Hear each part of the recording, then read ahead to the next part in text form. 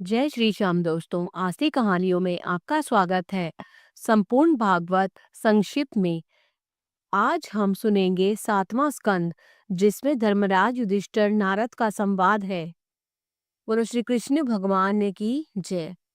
राजा परीक्षित ने पूछा, भगवान, परमपिता परम ब्रह्म के लिए तो देवता और दानव दोनों ही समान हैं, फिर वे सदैव देवताओं का पक्ष क्यों लेते हैं? सुखदेव जी ने कहा, देखो राजन, सत्य रज तम ये तीनों गुण माया के गुण हैं, आत्मा के नहीं। जब सत्व गुण की जय का समय होता है, तब भगवान देवताओं और ऋषियों को बढ़ाता है। जब रजोगुण की जय होती है, तब असुरों की वृद्धि करता है। और जब तमोगुण की का समय होता है, तब यक्ष राक्षसों को बढ़ाता है। जब जीवात्मा को भोग देने को परमेश्वर को शरीरों के रचने की इच्छा होती है, तब माया से रजोगुण को सृजता है। फिर जब क्रीड़ा करने की इच्छा करता है, तब सतोगुण को सृजता है। जब संहार की इच्छा होती है, तब तमोगुण को भगवान बढ़ाया करते हैं। यह प्रकृति का स्थायी नियम है। एक बार जब कृष्ण ने शिशुपाल का वध किया, तो उसका तेज कृष्ण में समा गया। इससे युधिष्ठिर ने विस्मित होते हुए नारद जी से इस संबंध में पूछा कि हे महात्मन, क्या पापी भी भगवान में प्रवेश कर जाते हैं? नारद जी बोले, भगवान की सच्ची आराधना चाहे मित्र भाव से हो या वैर भाव से, इन दोनों भावों से मुक्ति मिलती है। इसी कारण शिशुपाल को परम मुक्ति मिली। इस पर युधिष्ठिर ने पूछा, भगवान, कि इन दोनों राज्यपालों को पृथ्वी पर जन्म क्यों लेना पड़ा? नारद जी ने कहा, हे धर्मराज, एक बार शौनकादिक ऋषि बैकुंठ गए।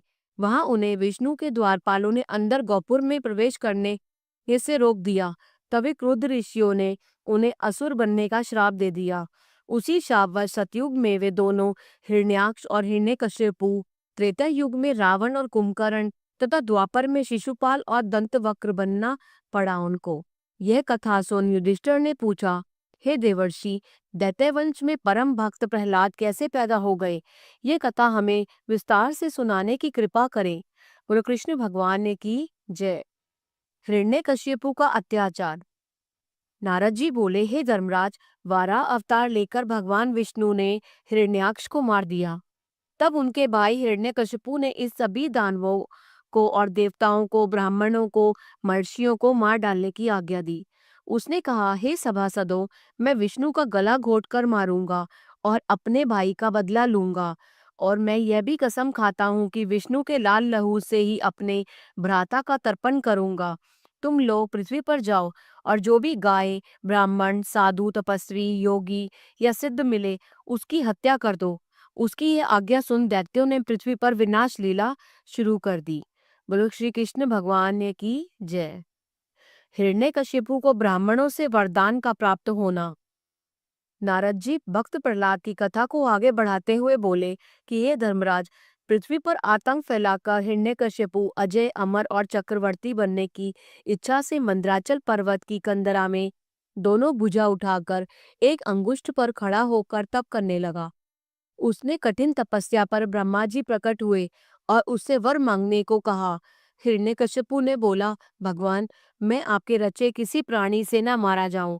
मैं पशु या मनुष्य के हाथों से या धरती या आकाश में, दिन में या रात में, अंदर या बाहर, अस्त्र द्वारा या शस्त्र द्वारा न मारा जाऊं। उसकी इस प्रकार की इच्छा को सुन ब्रह्मा जी ने उसे तथास्तु कहकर अंतर्ध्यान हो गए। बोले श्री कृष्ण भगवान ने की जय।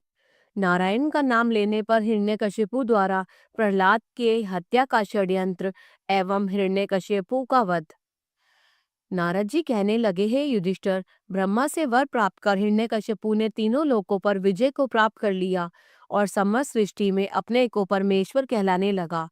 यथा समय उस दुष्ट दानव की पत्नी कयाधो ने 4 पुत्रों को जन्म दिया, जिनमें प्रहलाद सबसे छोटा था।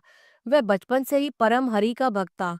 उसके इस आचरण का हिरण्यकशिपु ने विरोध किया।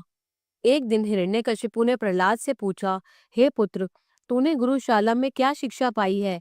प्रहलाद ने कहा, हे पिताजी, विष्णु की कथा सुनना, कहना, स्मरण करना, उनके चरणों की सेवा करना, पूजा करना, वंदना करना ही सबसे बड़ा ज्ञान है और यही मोक्ष का साधन है। यह सुनकर हंसते हुए दैत्यराज ने कहा, पुत्र, अब इस संसार में विष्णु मैं ही हूँ। मेरे सिवा अब कोई देवी देवता नहीं है। अतः तुम अपनी कुबुद्धि छोड़कर मेरा भजन करो और यही मुक्ति का मार्ग है। प्रहलाद ने कहा, हे पिताजी, अगर आप अपने आप को हरि समझ बैठे तो मैं समझाता हूँ कि आपकी मृत्यु निकट आ गई है, इसलिए आपकी मति भ्रमित हो गई है। यह सुनते ही हिरण्यकशिपु ने क्रोध में पागल हुए दैत्यों को आदेश दिया कि इस दुष्ट बालक को मार डालो। स्वामी की आज्ञा पाते ही राक्षस हाथ में त्रिशूल उठाए मारो मारो पकड़ो पकड़ो ऐसा कहते हुए प्रहलाद के मर्म स्थलों में त्रिशूलों को भेदने लगे। भगवान प्रहलाद के हृदय में वास कर रहे थे, इस कारण दैत्यों के प्रहार निष्फल हो गए। तभी हिरण्यकशिपु ने उसे हाथियों के पांव तले दबवाया, सांपों से डसवाया, आग में भी जलवाया, पर्वतों के ऊपर गिराया, भूखा रखकर जहर खिलाया, फिर भी हिरण्यकशिपु अपने पुत्र प्रहलाद को नहीं मार सका। तब एक दिन क्रोधित होकर उसे एक लोहे का स्तंभ से बांध दिया। तलवार म्यान से खींचता हुआ बोला, बताओ रे दुष्ट, तुम्हारा विष्णु कहाँ है? प्रहलाद बोला, आपके खड्ग में, मुझे बंधे हुए खंभ में, आप में, हम में, वो तो हम सब में हर जगह दिखाई पड़ रहे हैं। ये सुनते ही अत्यंत क्रोधित हो दैत्य ने प्रहलाद का सिर तलवार से अलग करने हेतु अपनी बलवान भुजा को ज्यों ही उठाया, त्यों ही वह लोह खंभ से एक भयानक धमाकों के साथ फट गया और उससे विशालकाय रूप नरसिंह अवतार महापुरुष से उस दानव का हाथ एक झटके से थाम लिया। उस समय संध्या का वक्त था।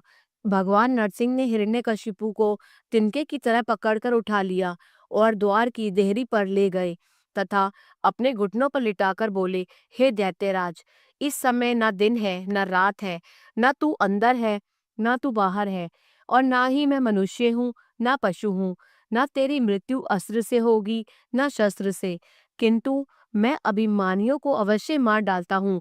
यह कहते हुए भगवान ने अपने तीव्र नाखूनों से उसका पेट फाड़कर पृथ्वी पर पटक दिया। उस महादैत्य की मृत्यु पर आकाश से देव यक्ष गंधर्व सभी के सभी भगवान नरसिंह पर फूल बरसाने लगे और भक्त प्रहलाद की भक्ति पर खुश होकर सभी वहां पर आए। जब भगवान ने प्रहलाद को वर मांगने को कहा तो प्रहलाद ने स्तुति करते हुए बोला, हे परमपिता परमेश्वर, मैं केवल मोक्ष चाहता हूँ और मेरे पिता को भी सद्गति दे, यही आपसे बारंबार विनय है। नरसिंह भगवान बोले, पुत्र प्रहलाद, तुम्हें जन्म से दानव कुल 21 पीढ़ियों तक पवित्र बना रहेगा और मेरे छूने से ही तुम्हारे पिता को सद्गति मिल गई। तत्पश्चात सभी देव अंतर्ध्यान हो गए। इसके बाद भक्त प्रहलाद प्रजाओं का पालन करने लगे और कुछ काल पश्चात वन में जाकर भगवत भजन करते हुए अपने शरीर का त्याग कर दिया। बोलो श्री कृष्ण भगवान की जय। 7वां स्कंद संपूर्ण हुआ। अगर आपको ये कथा पसंद आई तो कृपया कर लाइक कीजिए और शेयर कीजिए। जय श्री श्याम।